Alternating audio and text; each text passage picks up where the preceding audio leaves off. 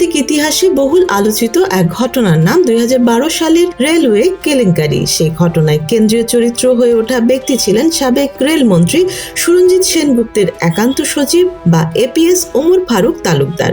সময়ের ব্যবধানে অনেক কিছু বদলেছে, তবে সেই ঘটনার রেশ এখনো পুরোপুরি মিলিয়ে যায়নি।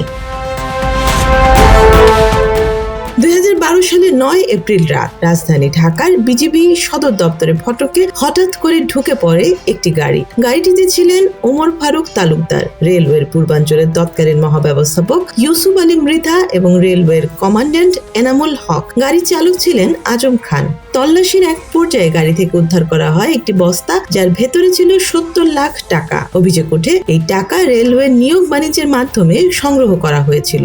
ঘটনাটি প্রকাশ্যে আসতেই দেশ জুড়ে তীব্র আলোড়ন সৃষ্টি হয়। এই কেলেঙ্কারি জেরে প্রবল সমালোচনার মুখে পড়েন তৎকালীন রেলমন্ত্রী সুরঞ্জিত সেনগুপ্ত। শেষ পর্যন্ত তাকে মন্ত্রিত্ব ছাড়তে হয়। এর আগে নিজের এপিএস পদ থেকেও ওমর ফারুককে বরখাস্ত করেন তিনি। ঘটনার তদন্তে নামে দুর্নীতি দমন কমিশন দুদক। অনুসন্ধানে ওমর ফারুকের বিরুদ্ধে জ্ঞাত আয় বহির্ভূত সম্পদের প্রমাণ পাওয়ার দাবি করা হয়। এর পরিপ্রেক্ষিতে 2012 সালের 14 আগস্ট রমনা থানায় তার বিরুদ্ধে মামলা দায়ের করে দুদক। থানায় অভিযোগ আনা হয় তিনি অবৈধ সম্পদ অর্জন করেছেন এবং সম্পদের তথ্য গোপন করেছেন। তদন্ত শেষে দুদক আইনের 27(1) ও 26(2) ধারায় তার বিরুদ্ধে অভিযোগপত্র দাখিল করে। মামলার বিচার শেষে ঢাকার বিশেষ আদালত 4 এর ভারপ্রাপ্ত বিচারক মোহাম্মদ আতাউর রহমান ওমর ফারুক তালুকদারকে 5 বছরের কারাদণ্ড দেন। পাশাপাশি 1,23,47,000 টাকা জরিমানা এবং ঢাকার মোহাম্মদপুরে তার নামে একটি ফ্ল্যাট বাজেয়াপ্ত করার আদেশও দেয়া হয়। রায় ঘোষণার সময় আদালতে উপস্থিত ছিলেন ওমর ফারুক। সে সময় তিনি জামিনে থাকলেও রায় ঘোষণার পরপরই তাকে কারাগারে পাঠানোর নির্দেশ দেয়া হয়। তবে পরবর্তীতে তিনি জামিনে মুক্তি পান এবং উচ্চ আদালতে রায়ের বিরুদ্ধে আপিল করেন। এখনো সেই আপিলের চূড়ান্ত নিষ্পত্তি হয়নি, তার সাজা কার্যকরও স্থগিত রয়েছে। সময়ের সঙ্গে বদলে গেছে ওমর ফারুকের জীবনযাপন। এক সময়ে আলোচিত এই ব্যক্তি এখন আইনি পেশায় নিয়োজিত। 2015 সালের 11 এপ্রিল হাইকোর্ট বিভাগে আইনজীবী হিসেবে তালিকাভুক্ত হন তিনি এবং 2016 সালের 24 মে আনুষ্ঠানিক সদস্যপদ লাভ করেন। বর্তমানে তিনি আইন পেশাতেই সময় দিচ্ছেন বলে বিভিন্ন সাক্ষাৎকারে জানিয়েছেন।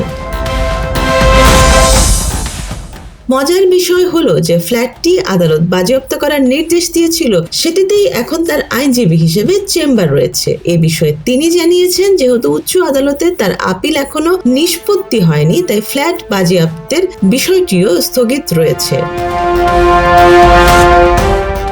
নিজের মামলার অগ্রগতি নিয়ে এক সাক্ষাৎকারে ওমর ফারুক বলেন, রায়ের পর তিনি জামিন নিয়ে উচ্চ আদালতে আবেদন করেছেন, কিন্তু এখনো কোনো চূড়ান্ত ফলাফল আসেনি। আদালতের কার্যক্রম দীর্ঘদিন ধীর গতিতে চলার কারণ হিসেবে তিনি করোনাকালীন উপস্থিতির কথা উল্লেখ করেন। তার ভাষায়, এখন এসব নিয়ে খুব বেশি ভাবছি না, আল্লাহ যা করেন তাই হবে। ওমর ফারুক তালুকদারের শুরুর জীবন ছিল বেশ সাধারণ। সুনামগঞ্জের ধর্মপাশা উপজেলার মির্জাপুর গ্রামের হাওর পাড়ে বেড়ে ওঠা এই ব্যক্তি একসময় আর্থিক সংকটে পড়ে ঢাকায় আসেন। শুরুতে কারওয়ান বাজারের একটি রেস্টুরেন্টে মাত্র 1200 টাকা বেতনে চাকরি করতেন। সেখান থেকে ধীরে ধীরে তার জীবনের মোড় ঘুরে যায়। পরিচয় হয় সুরঞ্জিত সেনগুপ্তের তৎকালীন এপিএস অনুকূল তালুকদার ডালটনের সঙ্গে। তার মাধ্যমে সুরঞ্জিতের সঙ্গে ঘনিষ্ঠতা তৈরি হয়। 2008 সালে অনুকূল লন্ডনে ব্যারিস্টারি পড়তে গেলে তার জায়গায় দায়িত্ব পান ওমর ফারুক। পরে 2008 সালের নির্বাচনে সুরঞ্জিত সেনগুপ্ত সংসদ সদস্য নির্বাচিত হলে এবং 2011 সালে রেলমন্ত্রী হওয়ার পর তাকে এপিএস হিসেবে নিয়োগ দেন। একজন সাধারণ চাকরিজীবী থেকে ক্ষমতার কেন্দ্রবিন্দুতে উঠে আসা এবং পরে বড় কেলেঙ্কারিতে জড়িয়ে পড়া ওমর ফারুক তালুকদারের জীবন যেন নাটকীয় উত্থান পতনের এক বাস্তব গল্প। বহু বছর পেরিয়ে গেল, সেও ঘটনার বিচার প্রক্রিয়া এখনো পুরোপুরি শেষ হয়নি, আর সেটি এই গল্পকে এখনো প্রাসঙ্গিক করে রেখেছে। Desk report, Dhaka express.